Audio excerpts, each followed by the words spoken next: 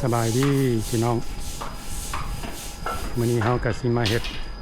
รีวิวอพาร์ตเมนต์ของมิสเตอร์ลัดอยู่บ้านปากทาง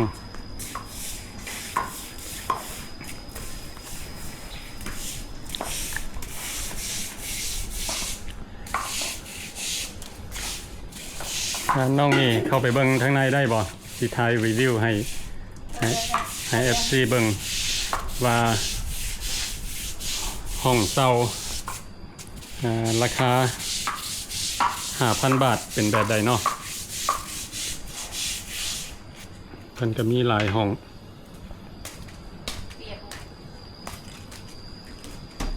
เข้าไปเบิ่งข้างในว่าทางในเป็นแบบใดอันหลังนี้สิมี2ห้องเนาะห้องนั่นกับห้องนี้ห้องหนึ่งเช่า 5,000 บาท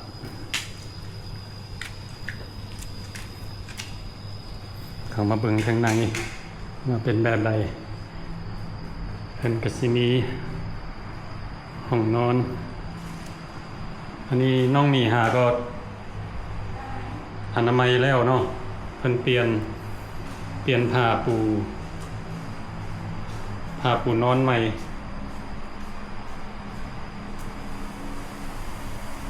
ห้องแบบนี้ก็สิมีแอร์มีพัดลมแล้วก็มีตู้ไว้เครื่อง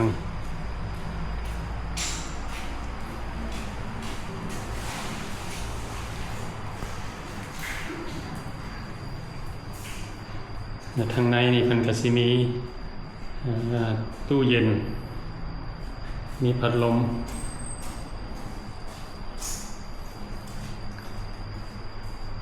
แล้วก็มีห้องน้ำกับห้องอ่าวใหญ่เติบมี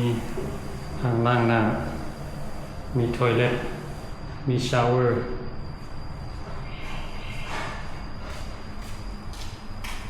นี่นะอันนี้สำหรับคนมักแต่งอยู่แต่งกิน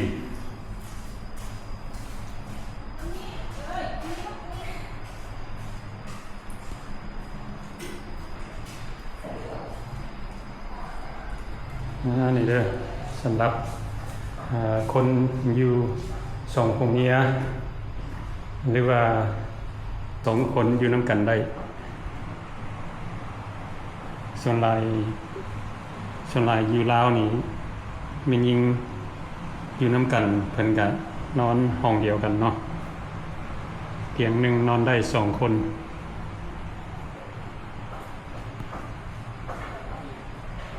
นี่แหละถ่ายให้พี่น้องได้เบิ่งอันนี้ก็สิเป็น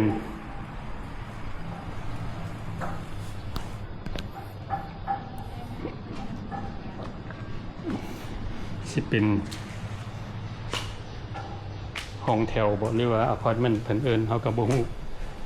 รายละเอียดเนาะแล้วฝากนี่ก็มี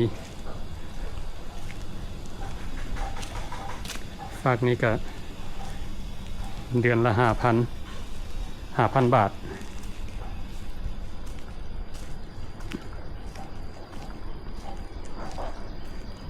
นี่เนาะเพิ่นก็มีเป็นแบบนี้เบลดิ้งนี่สิมี4ห้อง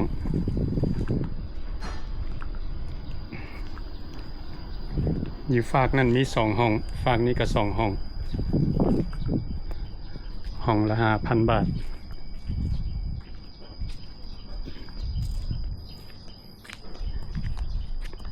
ทางพี่เพิ่นก็มีดินว่าง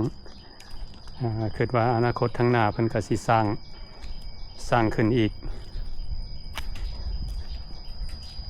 และฝากนี้ก็มีหลายห้องอยู่ฝากนี้เพิ่นให้เช่าเดือนหนึ่ง 4,000 บาท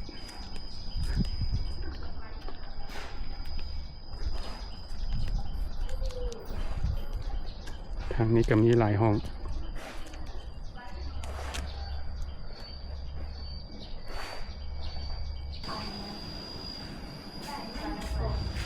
เอามาเบิ่งเพิ่นพากันเฮ็ดอิหยังอยู่ทางในจอบดู อ ของไอ้จู พากันเฮ็ดอหย่างเนาะ ไม่อย่างขึ้นเหลี่ยวขึ้นมาทางนี้ ฮะ ตกใจ มาจอบเบิ่งผู้สาวเพิ่นเฮ็ดอหย่าง สาวมันบอก อืม มาแล้วมาแล้วจำรถปีหยนนี่เราดูเลยว่ะที่หัวตาไปเลยสาวไปได้เราอยู่เล่าเราบ่ได้เงินเนาะก็บ่ต้องไปแล้วไอ้จู หึ บ่ต้องไปแล้วจ้ะ บ่ต้องไปอเมริกาเนาะอืมอยู่ลาวนี่แหละเนาะ อยู่เล่าอะไรเงิน อืม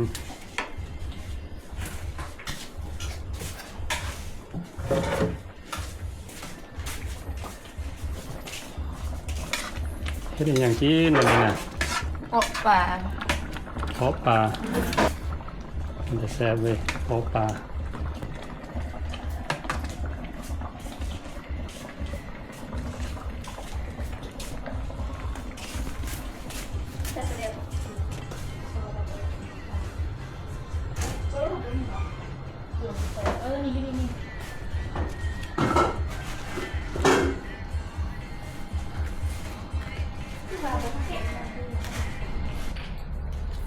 ตัวนี้ยังวางอยู่อ่ะห้องขึ้น บอกเพิ่นกำลังจะมาเช็คอินอยู่ โอ้มีคนเอาแล้วห้องนี้ เพิ่นกำลังมา อืม แล้วห้องทั้งหลังหันวันที่15เพิ่นจะออก โอ้ อันนี้เพิ่นมาเบิ่งแบบไว้มันห้องคือกันเลย อืม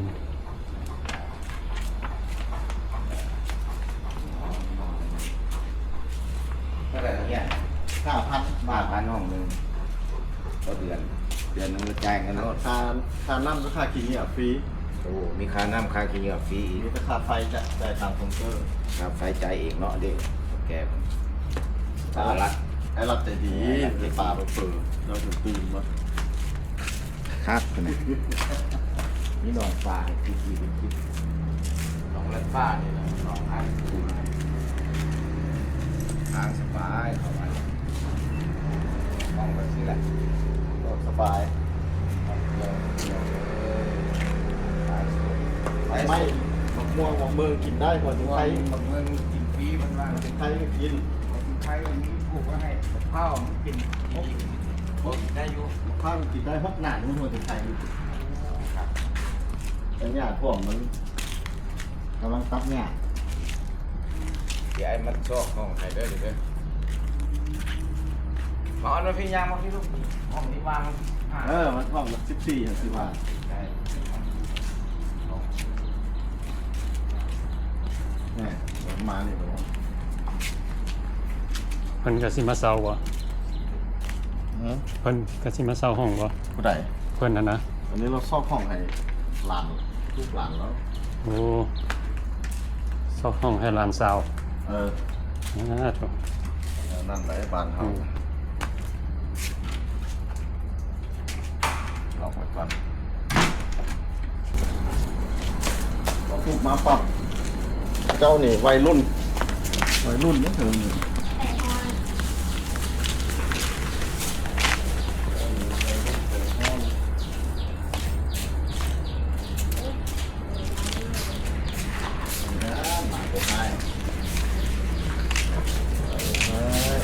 ประวัติการไทยคนลาวบ้านตันเปรี้ยว โอ้สาวตันเปรี้ยววันนี้สาวตันเปรี้ยวคือขาวสิ ข่าววันนี้ เอ้าแต่ผมข่าวกับยูน้ำเธอนี่เมื่อกี้เขาประกาศสอบหาคนมาเซา อืมห้องนี้นี่นะ ห้องเบอร์10 โอ้ เบอร์11บัดนี้มีคนมาเซาแล้วเนี่ยเจ้าเบิ่งงามบ่นี่นะน้ำเพิ่งเนี่ยเจ้าเบิ่งน้ำเพิ่งเจ้าเบิ่งนี่ด้วยเนี่ยเป็นบอก คนงามไปเห็นกันย่อง เดือนหนึง 5,000 เนาะตัวนี้ เงิน5,000 บาท เดือนหนึง 5,000 บาทโอ้ แต่แกมิแต่เอา อืม เอาก็เข้าเบิ่งเป็นชนหัว นี่ มันต้องได้หน้าเลยก็ เพิ่นย้ายเข้ามาอยู่ใหม่เนาะ อืมสิมีคนเดียวบ่หรือว่า คนเดียวแล้วคุณนี้อยู่คนเดียว โอ้อยู่คนเดียวเนาะสบายอยู่คนเดียว ห้อง น้องน้ำเพิ่ง นี่อันนี้ก็สิเป็นห้อง5,000คือกัน 4,000ตัวนี้ โอ้ตัวนี้4,000ว่ะ โอ้มันห้องซ้ำกันตัวตัวนี้ มันก็ของเก่าของใหม่ดิ เอามันสไตล์คือกันคือตัวนี้คือ5,000แล้วตัวนี้คือ4,000นี่ ของเก่าของใหม่ดิ โอ้ตัวนี้เก่ากว่า แม่ โอ้ ต่างกันเลย อืม ของใหม่ของ อัน เก่า นี้ใส่บ้านของอะไรมันบอก บ้านเจ้าอยู่ขนาดบ้านนี้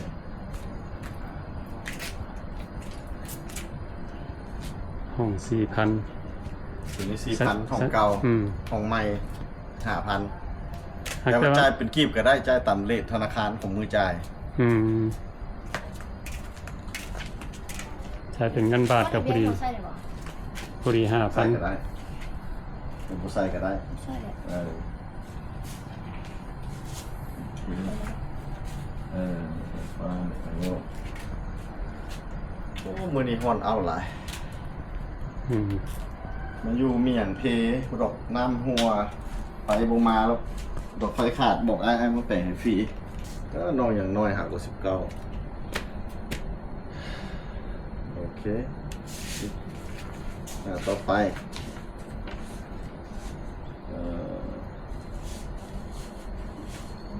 อันนี้ไอเห็ดอ่ะเดี๋ยวจะเช็คเครื่องอยู่ในห้อง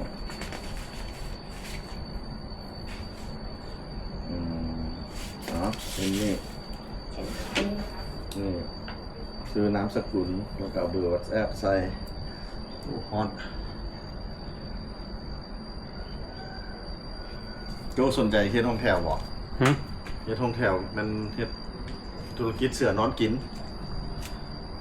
ลงทุน สิเอาเงินมาได้ใส่ละ ลงทุนทำอิฐแล้วก็ อืม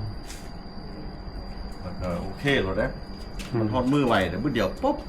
ฮอดมือเก็บเงินอีกแล้ เก็ ว บเงินแล้วเนาะ มื้อเดียวก็ฮอดมือ เดือนหนึงก็เบิดเดียวนึงแหละ อืม เงินค่าห้องแต่ละเดือนแม่นเขาขอจ่ายเป็น10เลยเพราะว่าเงินเดือนเขาคือเป็น10ได้บอกเพราะว่าเขาก็เข้ามือถึง9มื้อละ10จังได๋ ทุกห้องเห็นไหมวันที่ห้า มี จะบริหารได้บ่ใจวันที่ห้า 5 5กับ เขาครบกันหมดอีกตัวหนึงผมนี่คือกัน 5ก็คือกันเบิดว่า เขาเซต2 อันอันหนึงจะเอาไว้อันหนึงไอเอาไว้แล้ววันนี้ไอซิไล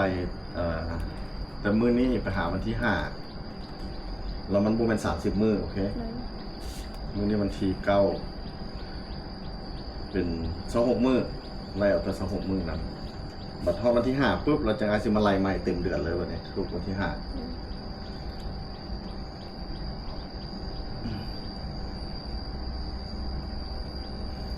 มือนี่ฮ้อนบูมีลม เอามัน เอาคือ เดี๋ยวคันคนมาลาวแล้วสุดมาถามว่าจะให้อ้ายแนะนำมาให้เฮ็ดธุรกิจอย่างอ้ายแนะนำให้เฮ็ดห้องแถวรถ ของเขาเนาะ แต่ห้องแถวต้องอยู่จุดที่มีต่างประเทศ อืม เออ แต่ว่ามันได้ลงทุนหลายแม่นบ่ ตัวห้องแถวนี่ลงทุน แต่ห้องนี่สมมุติว่าโอเคคันเฮาเฮ็ดธรรมดานี่นะเป็น2ห้องนี่เนาะ กะว่าเบิดหลายปานใดนี่ ก็ มันเป็น ตะกี้ค่อยไล่หันห้องละ 10,000 เหรียญ ห้อง10,000เหรียญ แล้วตะกี้ค่อยไล่ประมาณ โซตัวนี้ก็สิมีอยู่ประมาณหม่อง20,000เหรียญเนาะ ก็สิกายหน่อยหนึงตะกี้ค่อยขึ้นแล้วตะกี้สิกาย กับประมาณนั้นแหละเนาะ เพลงนะมันเฮ็ดอันนี้ก็ออกมาอีกเหมือนกัน อืม มันตะห้องนะเฮ็ดเทิร์ออกมาอีก ห้องละ10ปลายหน่อยหนึงนี่แหละ สิบปลายหน่อยหนึงเนาะ แต่ว่าห้องเฮ็ดนี่10 ปียังได้เงินคืนเฮ็ดอันนี้เฮ็ดห้องแถว ก็ธรรมดานะเฮ็ดอย่างนี้ก็ต้อง แต่คันเฮ็ดโรงแรมแล้วมันประมาณ5 ปีได้เงินคืน อืม โอเคแบบนี้อาชีพละอันนี้เป็นห้องเดี๋ยวเซ็นทั้ง2หรอวะ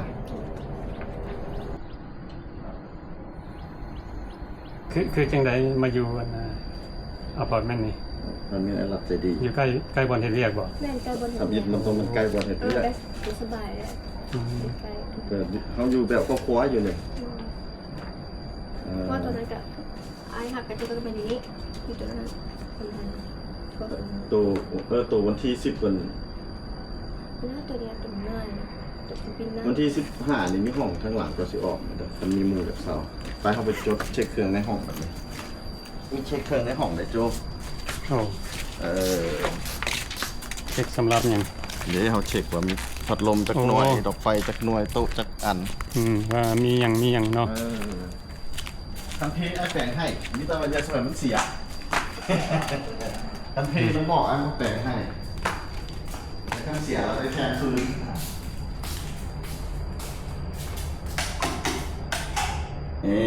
จะเปิดเพิ่มมีอย่างเพลงเลยจะบอกไอ้รถเราแปลงให้ฟรีดอกไฟ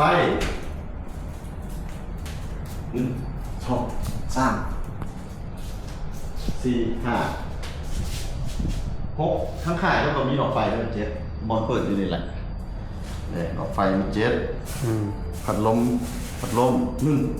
ซ่อมห้องนอนก็มี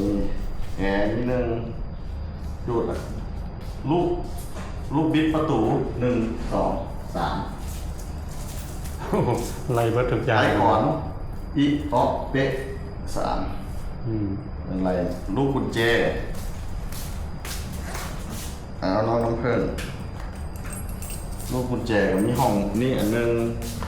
มีอันนี้ห้องน้ำอันนึงแต่ตัวนี้เจ้าซื้อมันมีหูสร้างเจ้าซื้อมาเกาะใส่ล็อกอีกตัวนึงก็ดี2 3ตังเป็น3เตียง1หมอนมุน2ผ้าปูบอล1สุดเครื่องเฮ็ดน้ำอุ่น1สะโพก1ล้างมือล้างมือ2นะ1 2ครอบหัวอาบน้ำหัวกองสำลักแหวนห้องน้ำตู้เย็นโอเคตัวเซฟหัวได้แล้ว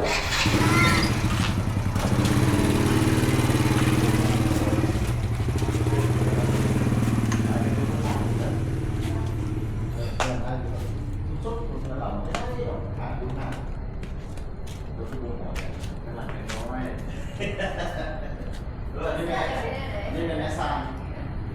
เรามีคำถามหรอคือข้อห้องอยู่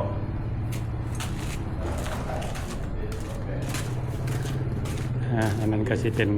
ไอ้จอยเพิ่นเป็น maintenance แต่ว่าอีหยังเพ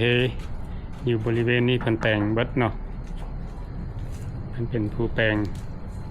หลายสิ่งหลายอย่างห้องนี้เขาก็ได้ถ่ายให้เบิดทุกคนเบิ่งแล้วเนาะมื้อเช้านี้และเดี๋ยวนี้ก็มีสาวคนหนึ่งเพิ่นมาเซาห้องนี้ 5,000 บาท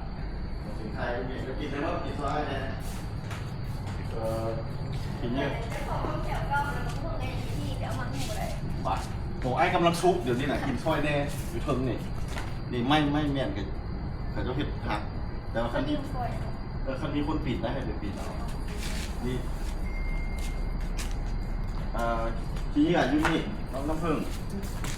ที่เหยื่อนี่แล้ววันเสาร์ที่เหยื่อมาแล้วเพิ่นเจียวถังออกไปพุ่นวันสองเอาแล้วเพิ่นเอามากับคืนจะไปทิมนี่ขั้นเต็มพันก็จะใส่หั่นได้หมดโอเคอยู่แบบครอบครัวมีคำถามอย่างบออันนี้ก็มี2 คู่อยู่2 คู่เท่าไหร่ใครก็อยู่เป็นคู่กลางคืนไฟมุ่งบ่ทาง ไฟ ทางก็อุ่น กับหุ่มอยู่ดิไฟของเขาเป็น LED ใส่บอกจุดหมดไฟกันต่างต่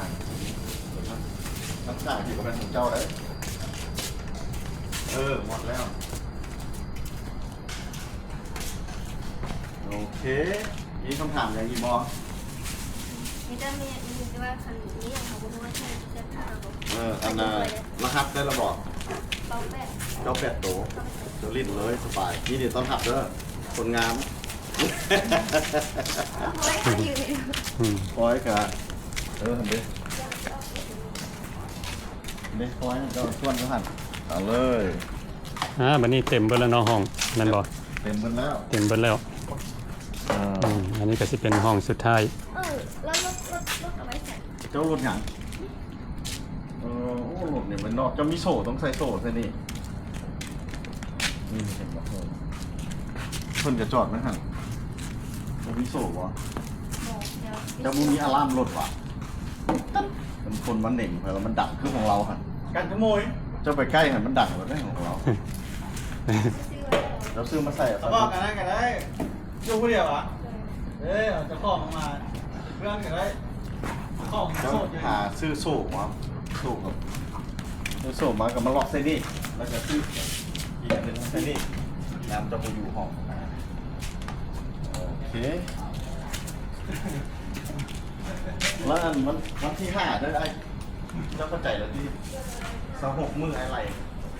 ที่5อะไรมาไล่นี่แล้วก็ถ่ายรูปโชว์ให้เจ้าเอาส่งหากัน เดี๋ยวนี้ห้องเพิ่นก็มีคนมาเซาแล้วเนาะเต็มไปแล้ววันนี้เพิ่นว่าห้องนี้เดือนหนึ่ง 5,000 มันห้องแถวห้องหมานตะผู้สาว เลยได้น้องหักผู้ใหม่มาอีกแล้วเดือนนี้ซื้อน้ำผึ้งตัวนี้ โอ้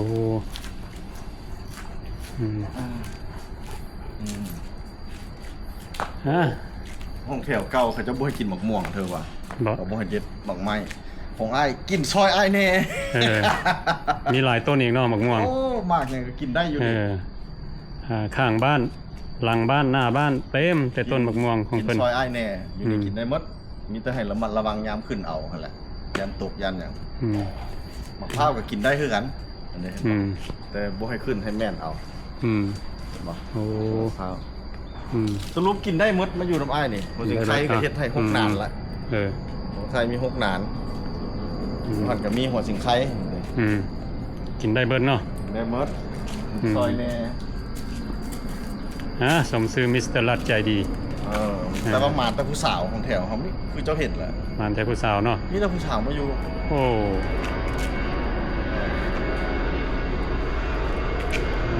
วันนี้ห้องเพิ่นก็เต็มหมดแล้ววันนี้นะ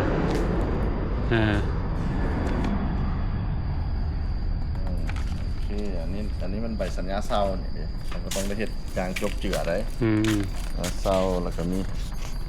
เศร้าเท่าใดในห้องมีอย่างแน่จบเจือแล้วก็ให้เพิ่นเซ็นหลังวิดีโอนี้ก็ถ่ายให้เบิดคนได้เบิ่งเนาะอันนี้ก็สิเป็นรีวิวของอพาร์ตเมนต์ของเพิ่นอยู่บ้านปากทางปากทางเราเสียงขึ้นเราผิดตลอดห้อมห้อม2ตะกี้เป็นห้อง14เหมือนเพิ่นเปลี่ยนละปากทางห้อมบ้านปากทางห้อม2เมืองสีโคตรตะบองเมืองสีโคตรตะบองนครหลวงเวียงจันทน์